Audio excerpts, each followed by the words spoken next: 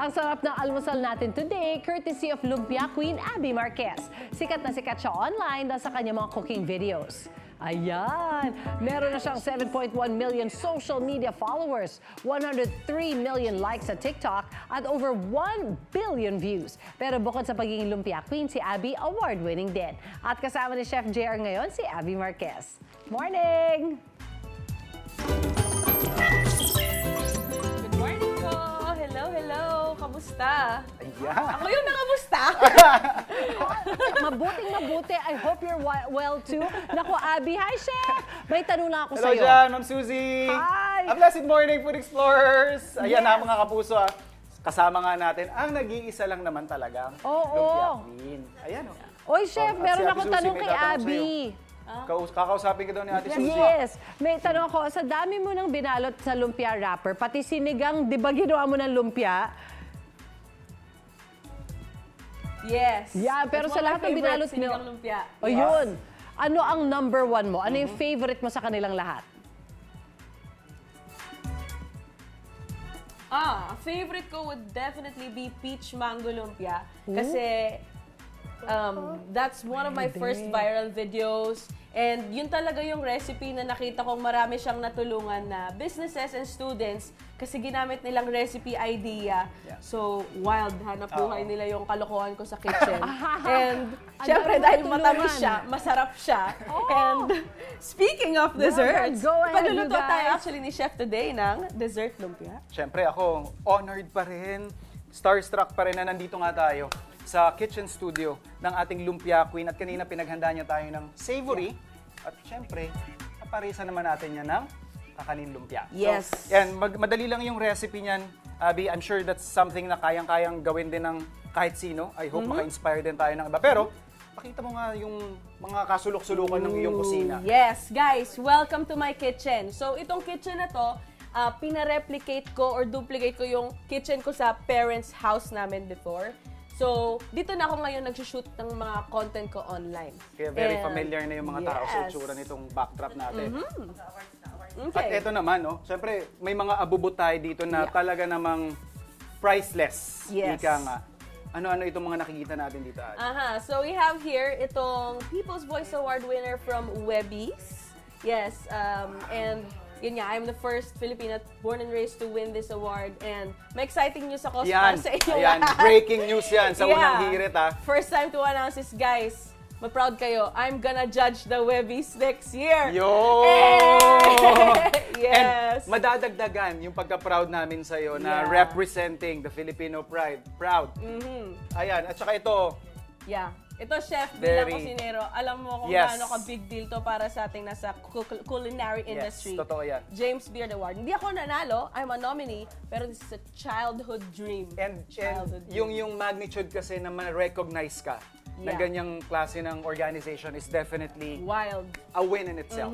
Right. And Yeah. talking about abubot, meron pa kayo mga abubot dito. It's a benefit of having your own kitchen. Yung mga space ako for my egg yolk separators and my mini kaldero and kawali. Yes! Parang magandang abangan yan na kung ano maluluto mo dyan. Yeah, hindi tayo makapagluto dyan though. Doon tayo magluluto sa totoong kusina. Ito. Napansin ko lang din yung kusina mo, very ergonomic. Diba? So, ito yung ating recipe. Pero, habang nagawa ako, Abby, Yeah. tanong ko lang din, paano yung naging, parang yung experience mo going sa US, tapos yung maka-collab, yung mga sikat na personalities. Very surreal kasi talagang ginawa ko lang tong content o nandito ako sa industry na to for fun. Yeah. And parang big deal na nga sa akin yung nakapa-affect ako ng mga buhay ng mga locals or Yeah. my fellow countrymen. Pero to be recognized abroad and to be in those platforms, talagang what an honor. And syempre, part na dun yung fun and yung fulfillment from collaborating with people I respect from the industry like Local. creators Yeah. and also local. Syempre, before international, nun tayo, no? So, some of them, Niana. Niana, okay. Niana taught me how to dance. Alright. And Niana's actually a foodie, so sarap siya dun sa pinagagawa naming lumpia.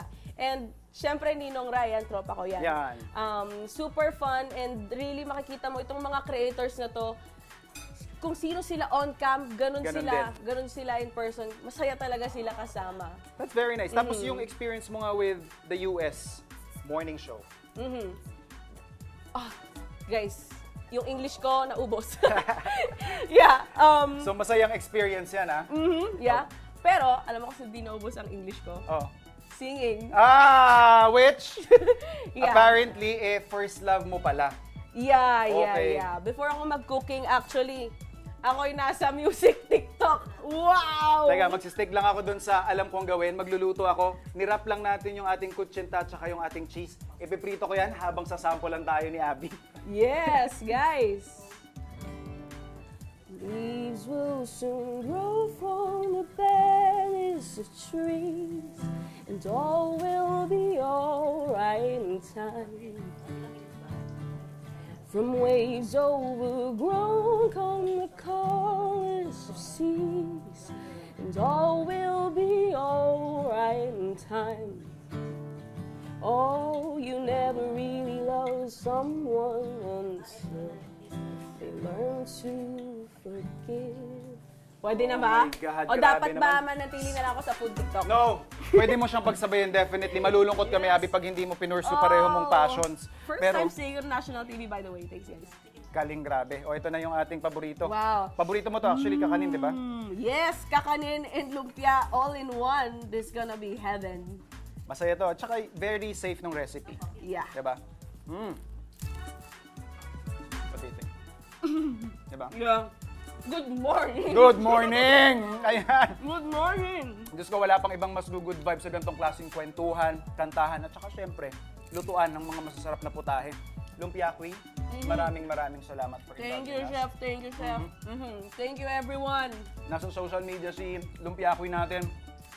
Keep updated, be updated, at saka syempre, support us sa Pilipino. Tuloy-tuloy ang ating food adventure dito lang sa Unang Hirit.